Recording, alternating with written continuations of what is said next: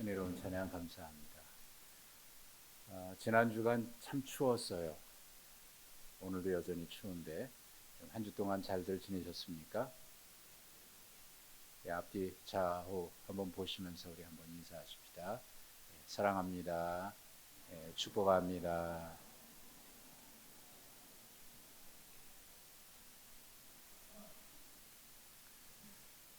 해마다 이맘때가 되면 한 해를 돌아보면서 감사한 분들이 생각이 나고 그분들에게 또 인사도 하게 되죠. 요즘은 참 편리해져서 모바일로 크리스마스 카드도 보내고 연하장도 모바일로 보내고 참 편해졌습니다. 한 해를 돌아보면서 서로 감사의 인사도 하게 되지만 또 한편으로는 한 해를 돌아보면 섭섭한 일도 생각나고 후회되는 일도 생각이 나고 하여튼 여러 감정들이 교차하는 시기입니다. 그런데 올해는 감사 인사도 하고 그러지만 무엇보다 위로가 필요한 시기가 아닌가 싶습니다. 모두 다 힘들게 지내오고 있으니까 위로의 말 한마디가 필요한 시기가 아닌가 싶어요. 말에도 온도가 있습니다. 어떤 말은 따뜻한 온도가 느껴져요. 어떤 말은 얼음장처럼 차갑게 느껴집니다. 틀린 말은 아닌데 맞는 말이긴 한데 왠지 그 말이 차갑습니다. 반면에 어떤 말은 따뜻하게 느껴져요. 금년 한 해 우리 교우들 따뜻한 위로 받기에 충분하다는 생각이 듭니다. 모두가 다 서로 앞장서고 남들보다 서로 봉사하고 얼마 전에 목사님들이 모여서 세미나하는 곳에 간 적이 있는데 이런저런 얘기 나와요.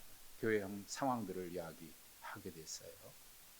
이 얘기 듣고 보니까 주일날 식사를 하지 않는 교회가 아직도 굉장히 많습니다. 우리는 매주 식사하니까 다 그런 줄 아는데 식사들을 안 해요. 왜 안 하냐 그랬더니 2년 넘게 이제 코로나 지내다 보니까 주방 봉사하는 게 이제는 편해져서 안 하고 서로 안 하려고 그러는 거예요.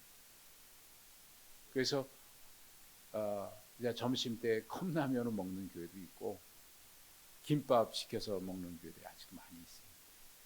우리는 너도 나도 지금 하고 있다. 다들 놀래요.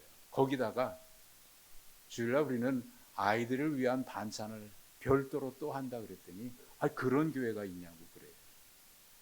당연하게 느껴지시죠? 사실 저도 그런 생각을 못했는데 연초에 우리 교육자들이 그런 말씀을 하시더라고요. 목사님, 아이들이 먹을 반찬이 없어요.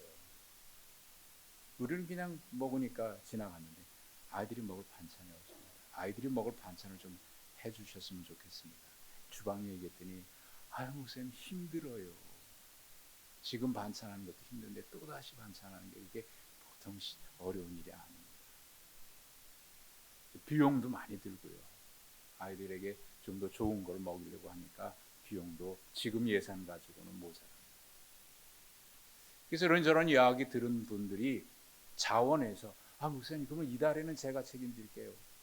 교사들 중에 이달에는 제가 책임질게요. 장로님 중에 이달에는 제가 책임질게요.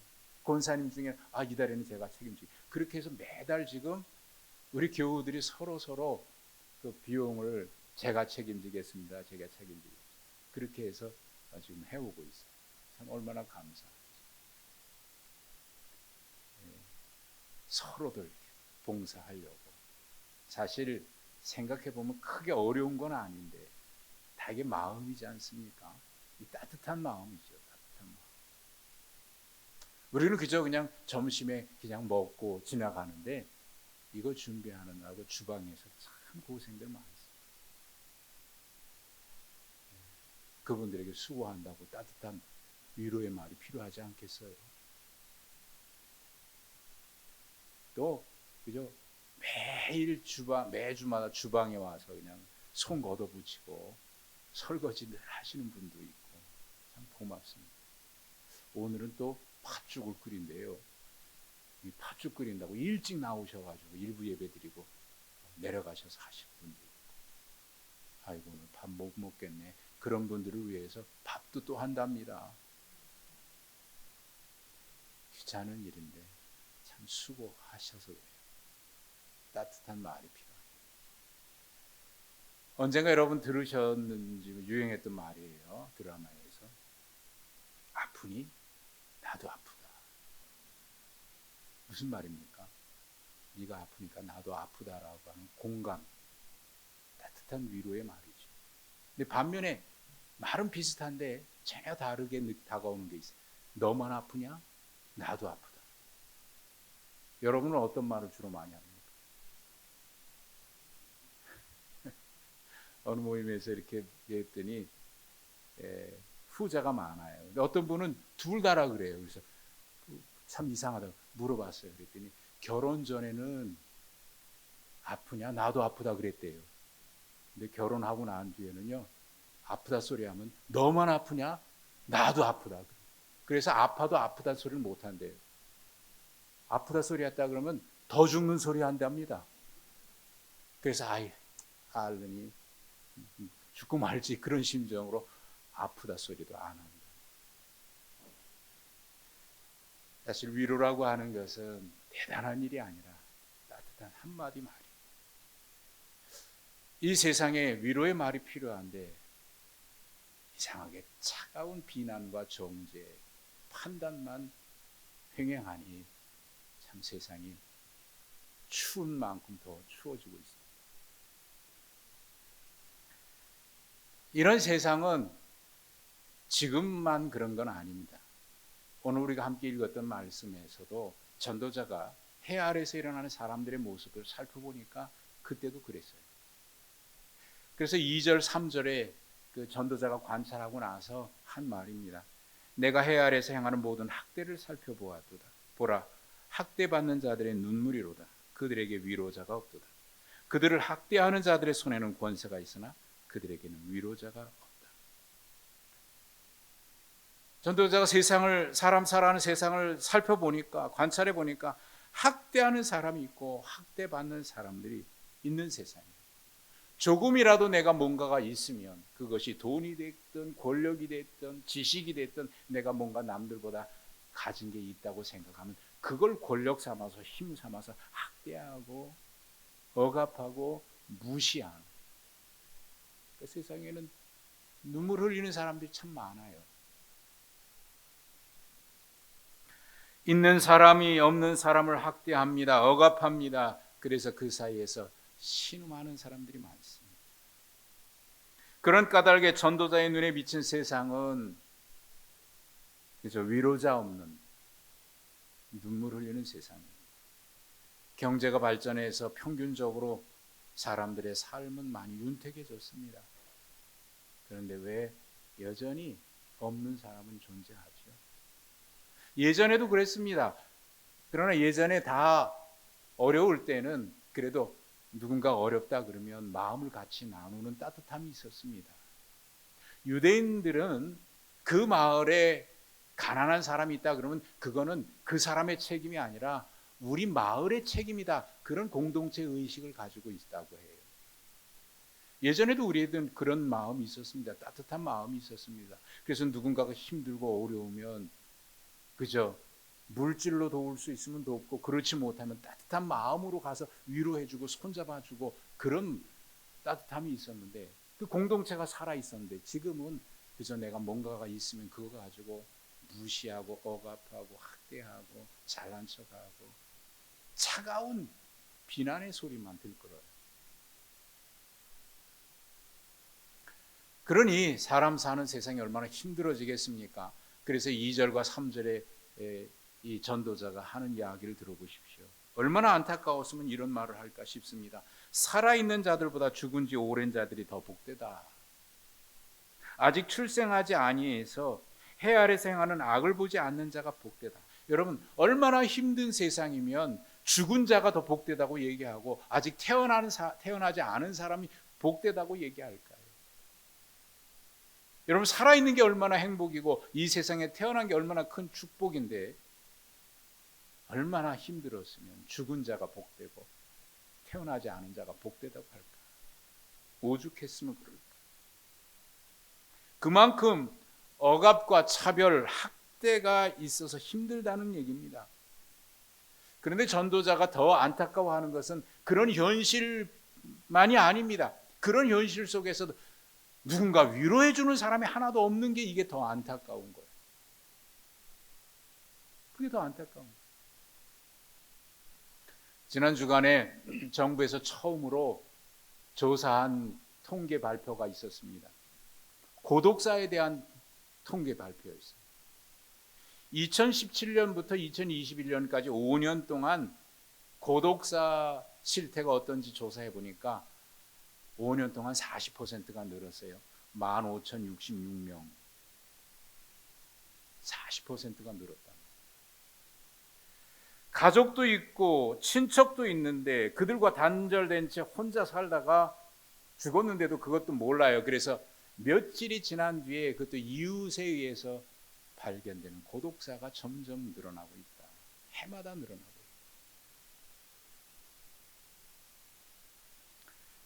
가난도 힘들고 육체의 연약함, 병든 것도 힘든데 더 어렵게 하는 것은 옆에 누군가 아무도 없는 거 아닙니까? 위로자가 없다. 그래서 오늘 전도자는 한숨처럼 반복합니다. 그들에게는 위로자가 없도다. 그들에게는 위로자가 없도다. 한숨처럼 말이죠. 사실 힘들어서 어려운 것도 있지만 그보다 더 힘든 것은 옆에 아무도 없다는 이 고독 아닙니까? 그래서 이별보다 더 슬픈 게 외로움이라고. 무슨 노래죠? 외로움. 사람은 많은데 내 옆에 있어줄 사람이 없고 군중 속의 고독입니다. 현실이 그렇다 보니까 이렇게 살아가는 사람들이 생겨납니다. 어차피 세상은 각자 힘으로 살아가는 거야. 내가 살고 봐야지. 어떻게든지 성공해야지. 그렇게 살아가는 사람들이 생겨납니다. 그래서 이웃도 친구도 없습니다. 모두가 다 경쟁의 대상이고 누군가가 나보다 잘 살면 시기의 대상이 되고 맙니다. 4절의 전도자가 살펴본 해 아래의 사람들의 모습이 그런 거지요. 내가 또 본즉 사람이 모든 수고와 모든 재주로 말미암아 이웃에게 시기를 받으니 이것도 헛되어 바람을 잡는 것이로다. 명확하게 의미가 전달이 되지 않습니다. 세번역 성경을 읽어보니까 이렇습니다. 온갖 노력과 성취는 바로 사람끼리 갖는 경쟁심에서 비롯되는 것임을 나는 깨달았다. 그러나 이 수고도 헛되고 바람을 잡으려는 것과 같다. 열심히 일하는 것, 그래서 목표를 성취하는 것 나쁜 거 아니죠. 그렇게 해야 되죠. 그런데 다 이게 경쟁에서, 시기에서 비롯됐을 때 문제입니다. 내가 저 사람보다 더 잘 살아야 되고 그래서 시기하고 경쟁합니다. 어떤 방법을 쓰든지 내가 저 사람보다 더 잘 살아야 됩니다. 남이 더 잘 살면 시기합니다. 볼 수가 없습니다.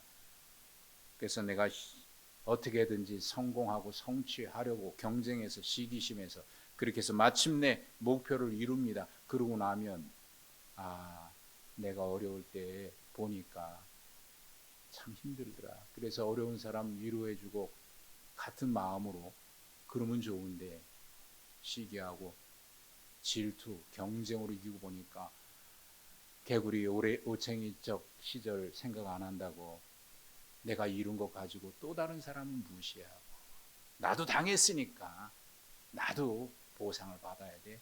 억압하고 무시하고 비난하고 학대합니다. 결국 시기와 경쟁에서 시작된 이 모든 일은 또다시 경쟁하고 시기를 나는 악순환이 계속됩니다. 이게 어디 별나라 이야기 아니고 지금 우리의 삶의 현장에서도 여전히 일어나고 있는 모습 부인할 수 없지 않습니까? 이런 해아의 현실을 바라보면서 5절에 이렇게 판단하는 사람들이 생겨납니다.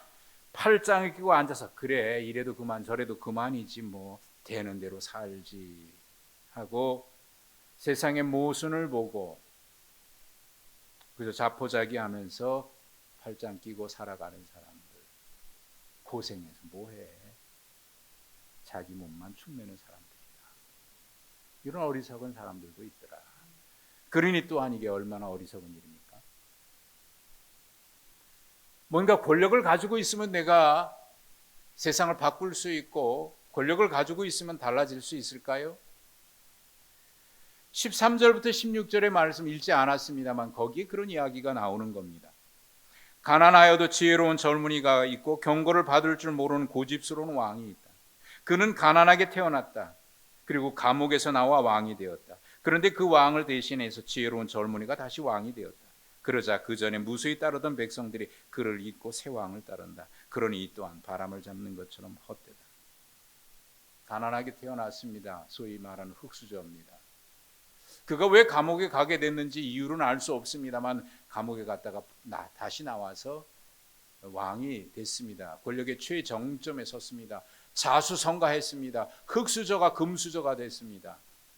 많은 사람들이 부러워하고 추켜 세웁니다. 그런데 그도 그 권력에서 물러나고 나니까 권력에 있을 때는 그렇게 많은 사람들이 그 앞에 조아리고 했는데 등을 돌리고 새로운 왕에게 가서 얻게 됩니다.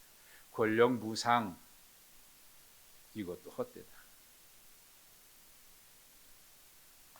바람을 잡는 것처럼 헛되다. 자, 돈이 있으면 돈이 있다고 위세합니다. 내가 배운 것이 많이 있으면 다른 사람을 무시합니다. 권력이 있으면 그거 가지고 사람들을 학대하고 억압합니다. 세상에는 그렇게 학대하는 사람, 학대받는 사람이 항상 있고 그런데 위로자는 없습니다. 힘 있는 사람에게 달라붙고 없는 사람을 같이 무시합니다. 경쟁과 시기만 있고 억압과 학대만 있고 위로자가 없는 세상, 전도자가 본 세상의 모습입니다. 세상이 이렇다 보니까 7절에서 이렇게 반응하는 사람들이 있습니다. 어차피 세상은 그런 것이야. 혼자 왔다가 혼자 가는 세상이야. 그러니 나 혼자 살자. 속 편하게. 그게 속 편하지. 세상에 사람들이 아무리 많아도 결국 나 혼자 태어나서 나 혼자 가는 게 세상이야. 그러니 사람들 속에 어울려 살다가 상처받느니 이제 혼자 사는 게 속 편하고 좋지. 단절하고 살아가는 사람들이 생겨납니다. 이런 꼴 저런 꼴 보기 싫다고 혼자 살면 속 편하다고 그렇게 살아가는 사람들이 생겨납니다. 그러면 정말 속 편할까요? 정호승 시인의 수선화에게라고 하는 시를 여러분 아실 거예요. 울지 마라. 외로우니까 사람이다. 살아간다는 것은 외로움을 견디는 일이다. 공연이 오지 않는 전화를 기다리지 마라. 눈이 오면 눈길을 걸어가고 비가 오면 빗길을 걸어가라. 갈대숲에서 가슴 검은 도요새도 너를 보고 있다. 가끔은 하나님도 외로워서 눈물 흘리신다. 새들이 나뭇가지에 앉아 있는 것도 외로움 때문이고 네가 물가에 앉아 있는 것도 외로움 때문이다. 산 그림자도 외로워서 각 하루에 한 번씩 마을로 내려온다. 종소리도 외로워서 울려 퍼진다. 외로움의 이야기입니다.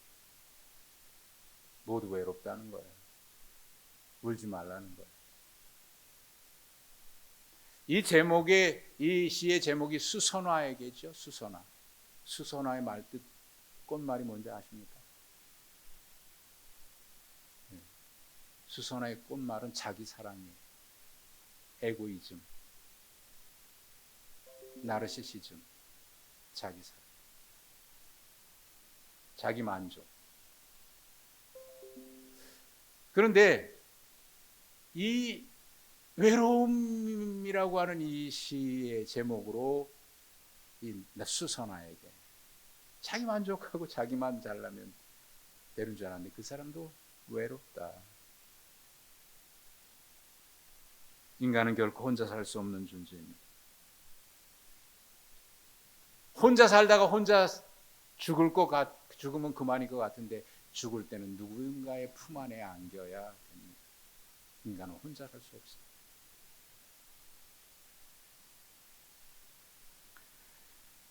7절 이하에서 전도자는 그런 이야기를 하는 겁니다. 내가 또 다시 해 아래서 헛된 것을 보았도다. 어떤 사람은 아들도 없고 형제도 없고 홀로 있으나 그의 모든 수고에는 끝이 없도다. 혼자 사는 거예요. 수고하며 삽니다. 또 비록 그의 눈에 부요를 족하게 여기지 아니하면서 이르기를 내가 누구를 위하여는 이같이 수고하고 나를 위하여는 행복을 누리지 못하게 하는가 하여도 이것도 헛되어 불행한 노가다. 혼자 누려도 결코 헛되다. 외로운 게 인간이다. 후회만 남습니다. 혼자 살아도 후회 남고, 권력을 누려봐도 혼자 남고, 억압하고 해도 후회만 남고. 그러면 어떻게 하는 게 좋을까요? 전도자가 제시한 해결책은 9절부터 12절에 나옵니다. 위로받는 길이 있다. 두 사람이 한 사람보다 나음은 그들이 수고함으로 좋은 상을 얻을 것임이라. 혹시 그들이 넘어지면 하나가 그 동물을 붙들어 일으키려니와 홀로 있어 넘어지고 붙들어 일으킬 자가 없는 자에게는 화가 있으리라. 또 두 사람이 함께 누우면 따뜻하거니와 한 사람은 어찌 따뜻하랴. 한 사람이면 패하겠거니와 두 사람이면 맞설 수 있나니 세 겹줄은 쉽게 끊어지지 않으니라. 혼자 살 수 없는 거예요. 누군가가 옆에 있어야 위로가 되는 거예요. 여기 세 겹줄 얘기했습니다. 세 겹줄은 세 줄이 각각 따로 있는 걸 얘기하는 게 아니라 세 줄이 한 개에 얽히고 섞여서 하나를 이루는 것을 말합니다. 조합니다. 서로 다른 사람들이 함께 어우러져서 조화를 이루어 더불어가는 세상. 다르니까 에이 귀찮아. 홀로 살지 않고 다름을 인정하고 서로 다르지만 나보다 못하고 나보다 더 뛰어나고 이런 게 존재하지만 서로 어우러져서 조화를 이루고 하나를 이루어 세 겹줄로 공동체를 이루어가는 세상. 거기에 위로가 있다는 겁니다. 거기에 위로가 있다. 여러분 그렇지 않습니까? 누군가가 옆에 있어줄 때 위로가 되잖아요. 그죠? 따뜻한 말도 위로가 되지만 옆에 있어줄 때 위로가 돼요. 우리 교우들 참 고맙고 감사한 것은 어떨 때 제 장례라든지 이런 어려움을 당한 가정이 있을 때 보면은 그래 그 가정은 우리 교회 등록하신 지 얼마 안 돼서 교인들이 잘 몰라서 장례가 나오는데 찾아갈 사람이 없을 것 같아. 그런 마음으로 같이 동행해 주는 분들이 많아요. 얼마나 따뜻하겠어요. 지난 주간에 장례가 듣고 나서 여러분 연락을 받으셨죠. 진주에 우리 김익준 집사님, 최세경 집사님 먼 길 차 2대를 가서 찾아갔더니 멀어서 아무도 올 사람이 없을 줄 알았는데 이렇게 많이 오니까 너무 고맙고 감사해요. 사실 그런 경우가 하면 우리가 뭐라고 위로의 말을 전할까 싶은데 그저 같이 가서 손잡아 주니까 그게 고마워요. 엊그저께 돌아가신 박희식 성도님도 우리 교우들이 많이 알지 못해요. 근데 어제 그런 마음으로 또 여러분이 가셔서 서로 고맙고 위로가 돼요. 여러분 사실 위로는요 같이 있어주는 거예요. 같이 있어주는 거예요. 그러나 인간이 아무리 노력해도 같이 있어줘도 해결해 주지 못할 문제가 있지요. 궁극적인 인간의 문제는 해결이 안 되는 겁니다. 그게 그 문제가 뭐냐면 죄의 문제이고 구원의 문제입니다. 이 문제는 우리가 같이 있어준다고 해결되는 문제는 아닙니다. 이게 가장 큰 위로의 문제이죠. 예수님이 이 땅에 오신 이유는 바로 여기에 있는 겁니다. 앞서 소개했던 그 시에서 하나님도 가끔 때로는 외로워서 우신다, 그런 표현을 했고요. 산 그림자도 외로워서 하루에 한 번씩 마을로 내려온다, 그런 표현을 했지 않습니까? 하나님은 외로워서 오시는 분이 아니라 이 땅에 구원자가 없어서, 위로자가 없어서, 죄의 문제, 구원의 문제, 우리의 인간의 힘으로는 해결할 수 없기 때문에 주님께서 친히 인간이 되셔서 우리와 함께 계시기 위해서, 우리 옆에 계시기 위해서 이 땅에 오신 것이 바로 예수님의 성탄입니다. 우리와 함께. 그래서 예수님은 임마누엘이시죠. 우리와 항상 함께 계신 분. 예수님이 승천하시기 전에 제자들에게 이런 말씀하셨습니다. 내가 세상 끝날까지 너희와 항상 함께 있어주겠다. 그리고 말씀하십니다. 내가 가면 또 다른 보혜사가 오실 것인데 그가 너희와 항상 함께 있을 것이다. 여기 보혜사, 보혜사 성령, 또 다른 보혜사. 그 보혜사는 예수님이시죠. 보혜사가 위로자라는 말이에요. 상담자라는 말이에요. 우리 옆에서 항상. 예수님이 십자가에 못 박혀 돌아가신 이후에 제자들이 낙심해서 그저 마음이 무너졌습니다. 그때 두 제자가 엠마오라고 하는 마을, 시골 마을로 그저 터덜터덜 걸어갑니다. 그때 어느 한 분이 나타나셔서 동행하시면서 옆에서 이런저런 이야기를 해주십니다. 그분이 누군지 전혀 몰라요. 그런데 그분과 함께 동행하면서 그분의 이야기를 듣는데 제자들의 마음이 뜨거워지는 거예요. 낙심해서 가슴이 다 식어버렸는데 다시 그 뜨거워지는 거예요. 의욕이 생기는 거예요. 따뜻해지는 거예요. 그때는 몰랐습니다. 그러나 엠마오로 가서 주님이 떡을 떼어주시면서 주실 그걸 받아 먹는 그 순간, 아, 우리와 동행하신 분이 주님이셨구나. 아, 주님이셨구나. 그때서야 알게 됩니다. 아, 주님은 약속하신 대로 우리와 항상 함께 계셨구나. 즉시 그들은 다시 일어나서 예루살렘으로 가서 그 여전히 절망 중에 있는, 무너져 내린 그 가슴으로 숨어 있는 제자들에게 가서 얘기합니다. 그분을 내가 보았다. 그분이 우리 이 성탄절에 이 땅에 오신 주님이십니다. 참된 위로는 위로부터. 그래서 오늘 설교 제목을 그 언어 유희처럼 위로받는 거 말합니다. 위로부터.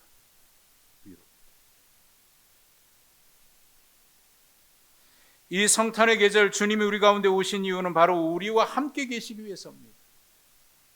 세상에 위로자가 없고 세상에 참된 구원자가 없음을 안타깝게 여기신 주님은 친히 죄인된 인간의 몸을 입고 우리와 곁에 머무시기 위해서, 우리와 함께 계시기 위해서, 우리 곁에 머물기 위해서 이 땅에 오셨습니다. 그리고 지금도 성령님으로 우리 가운데 계십니다. 때로는 우리가 살면서 탄식할 때가 있죠. 무슨 기도를 해야 될지 답답할 때가 있습니다. 그때 성령께서는 말할 수 없는 탄식으로 우리를 위해서 기도하신다고 로마서에는 말씀하고 있습니다. 우리와 함께 계십니다. 캠벨 몰간이라고 하는 목사님이 계십니다. 강해 설교로 유명하신 분인데 그분의 이런 이야기가 있어요. 그분의 즐거움은 하루 일과를 마치고 혹은 일주일에 시간을 내서 어린 딸과 함께 손을 잡고 공원 산책하는 것이 그에게 즐거움이었어요. 아무리 힘들어도 딸의 손을 잡고 공원을 산책하고 나면 마음이 위로가 돼요. 그런데 어느 날 이 딸이 와서 얘기하는데, 아빠, 당분간은 제가 아빠하고 산책하지 못할 것 같아요. 이유는 묻지 말아주세요. 그러는 거예요. 이유 묻지 말라는데 굳이 물을 수는 없으니까. 그래, 알겠다. 근데 마음이 섭섭하더라는 거예요. 무슨 이유 때문인지 궁금하긴 하지만 못하겠다 하니까 섭섭해졌어. 그 이유를 성탄절 아침에 알게 됐어요. 성탄절 아침 일찍이 이 딸아이가 아빠에게 와서 아빠 하고 뭔가 내밀어. 이게 뭐니? 열어보니까 슬리퍼예요. 짠 슬리퍼. 아빠를 위해서 준비한 거야. 그러니까 그동안 산책 못한 이유가 이거 만드느라고 그런 거예요. 아빠가 얘기해. 딸아 고맙다. 정말 고맙다. 이렇게 귀한 선물 해줘서 고맙다. 그런데 아빠는 이 선물보다 더 좋은 게 있어. 네가 나와 함께 있어주는 게 가장 좋은 선물이야. 가장 좋은 선물은, 가장 큰 위로는 옆에 있어주는 거 아닙니까? 옆에 있어주는. 뭐 유행가 가사를 제가 또다시 인용해서 죄송합니다만, 내가 바라는 한 것은 커다란 게 아니라 사랑한다는 그 말 한마디 해주면 사막을 걸어도 꽃길이라 생각하고 걷는답니다. 이 말이 의미하는 게 뭐겠어요? 대단한 게 아니라 옆에 있어주는 것, 따뜻한 말 한마디, 위로의 말 한마디. 그런데 이 세상에 인간에게 가장 해결하지 못한 이 문제를 해결하기 위해서 주님이 이 땅에 오셨습니다. 그래서 고린도전서 1장 3절과 5절에는 이렇게 말씀합니다. 찬송하리로다. 그는 우리 주 예수 그리스도의 하나님이시여 자비의 아버지시여 모든 위로의 하나님이시며 우리의 모든 환난 중에서 우리를 위로하사 우리로 하여금 하나님께 받는 위로로서 모든 환난 중에 있는 자들을 능히 위로하게 하시는 이시로다. 우리가 그 위로받고 우리도 위로하도록. 성탄절 연말이 다가오면 우리는 생각합니다. 여러 가지 생각합니다. 그러나 성탄절의 가장 큰 선물은 위로자 없는 세상에 위로자로 오시고 구원자 없는 세상에 구원자로 오신 주님이 우리와 임마누엘 함께 계시는 겁니다. 그리고 우리에게 또 말씀합니다. 너희가 받은 그 위로로서 너희도 서로 위로하는 자가 되어라. 위로하는 자가 되어라. 여러분, 성탄의 계절을 우리가 앞두고 금년 한 해 주님께 받은 위로를 기억하시면서 우리 모두 작은 위로자로 살아갈 수 있기를 바랍니다. 그래서 우리의 위로의 근원은 위로부터 왔음을, 가장 큰 위로는 우리 주님이 우리에게 친히 오신 그 성탄임을 기억하고 나누는 그런 위로의 성탄절 되시기를 주님의 이름으로 축복합니다. 하나님 아버지, 참 감사합니다. 억압과 학대가 있고 그래서 눈물 짓고 한숨 짓는 이 세상에 영원한 위로자로 오시고 구원자로 오셔서 우리 곁에 머물시면서 임마누엘 되어주시고 보혜사로 우리를 위로해 주셔서 감사합니다. 그 위로로 우리가 살았고 그 은혜로 우리가 살고 있습니다. 하나님, 위로받았으니 우리도 위로하는 자로 살게 하시되 곁에 머물러 주고 따뜻한 위로의 말을 전하며 주님의 사랑을 실천하는 우리 모두가 되게 하여 주옵소서. 예수님의 이름으로 기도하옵나이다. 아멘.